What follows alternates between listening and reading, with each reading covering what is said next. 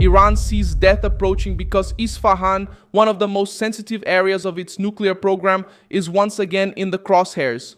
After information about a possible joint operation by the United States and Israel began to circulate in Israel, with details about entering the site, searching for enriched uranium, and direct action inside the complex. On May 20th, 2026, the Iranian regime began talking about controlled explosions in the northern area of Isfahan, activation of air defense and preparation against a possible incursion. Exactly in the place where the world wants to know what Tehran is hiding, the Israeli press sent the story into a frenzy. The Defense Committee of the Israeli parliament went into an emergency meeting, and the Ayatollahs responded with threats, propaganda, and talk of martyrdom. That doesn't look like security, it looks like organized panic. Trump put the pressure in just the right spot. Not on a symbolic base, but at the heart of Iranian nuclear blackmail. I'll tell you all about this in a moment, but right now you'll want to be subscribed to the channel to stay well informed. Real-time information with the best journalistic quality you've ever seen. Milson Alves, the benchmark for credibility. Isfahan has become the name that haunts the Ayatollahs because it's not just any base.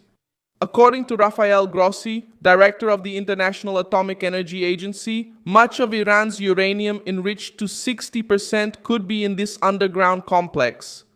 Reuters reported in March that the agency estimated about 440.9 kg of this material before the 2025 attacks, and that almost half could be linked to the Isfahan area. This level of enrichment is below weapons grade, but it's already much higher than what's needed for common civilian use, and that's why it has become the heart of international concern, and that's what weighs against the regime.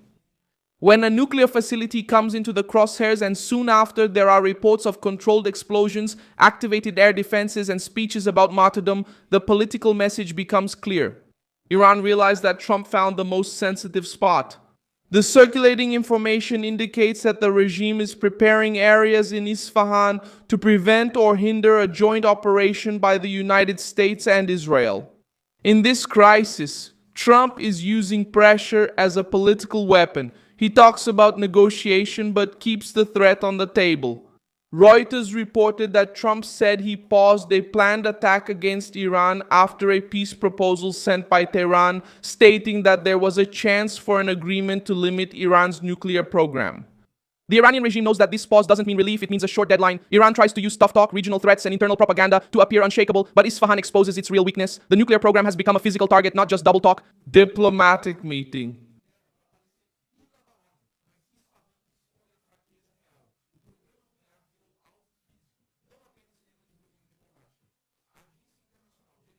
The International Atomic Energy Agency says it doesn't know the status of a new underground enrichment site in Isfahan because the 2025 war interrupted scheduled inspections. This lack of access only increases suspicion and strengthens Trump's pressure campaign. Israel also entered this calculation because it does not want to allow Iran to use negotiation as a smokescreen.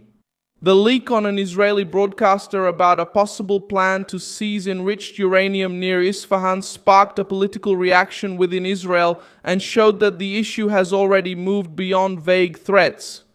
When it comes to entering, securing the area, searching for nuclear material, and preventing Tehran from hiding the stockpile, the message to the Ayatollahs is tough. The target is not propaganda, it's the core of Iran's nuclear capability. Tehran's response came in the regime's well-known style. Threats, religious rhetoric, promises of resistance, and attempts to portray any pressure as aggression against the Iranian people. But the reality is different. The regime put Isfahan at the center of the crisis by stockpiling enriched material, restricting inspectors' access, and intimidating Israel, Gulf nations, and the US. And maintaining a policy of intimidation against Israel, against Gulf nations, and against the International Atomic Energy Agency had already been saying that it couldn't confirm the full situation of the stockpiles due to lack of access. Tension also increased in other areas of Iran. Reuters reported explosions on Qeshm Island, which Iranian authorities attributed to the disposal of enemy ammunition. Qeshm is located in a strategic area near the Strait of Hormuz, and the incident reinforced the sense that the regime is moving pieces on several fronts at the same time. Iran is trying to project the image that it is ready to face anything. On May 20, 2026, the American press reported that officials linked to the Revolutionary Guard threatened to attack targets outside the Middle East if Trump moves forward with a major action against the regime. This kind of statement doesn't come from confidence. It comes from the fear that the target in Isfahan will be hit and that the regime will lose the bargaining chip it uses with the world. The pressure inside the United States has also become part of the political war. In the Senate, a measure to limit Trump's war powers against Iran advanced on May 19, 2026, with some lawmakers trying to put a brake on military action without congressional approval. For the right-wing base, this is further proof that the system is moving to restrain Trump exactly when Iran feels the pressure tightening. While Tehran makes threats, part of Washington prefers to restrain its own president. Isfahan doesn't scare Iran just because of its nuclear value. It is also frightening because of its symbolic value. If Trump and Israel manage to keep this complex under pressure, the regime loses its narrative of invincibility. Iran has always relied on time. It negotiates, delays inspections, spreads threats, uses armed allies, waits for international pressure to wear out, and then reappears saying it wants dialogue. But now the game is tighter. And Israel knows that an underground facility without clear inspection cannot be eternally protected by diplomatic discourse. The history of the Middle East shows that suspected nuclear facilities are never treated as a common issue when leaders see an existential risk. In 1981, Israel attacked and partially destroyed the Iraqi nuclear reactor Osirak near Baghdad, claiming that Saddam Hussein could not be allowed to get close to military nuclear capability. Decades later, that attack is still remembered as an example of preventive action when diplomacy fails to convince and when the risk grows too quickly. Syria also saw this kind of warning become reality.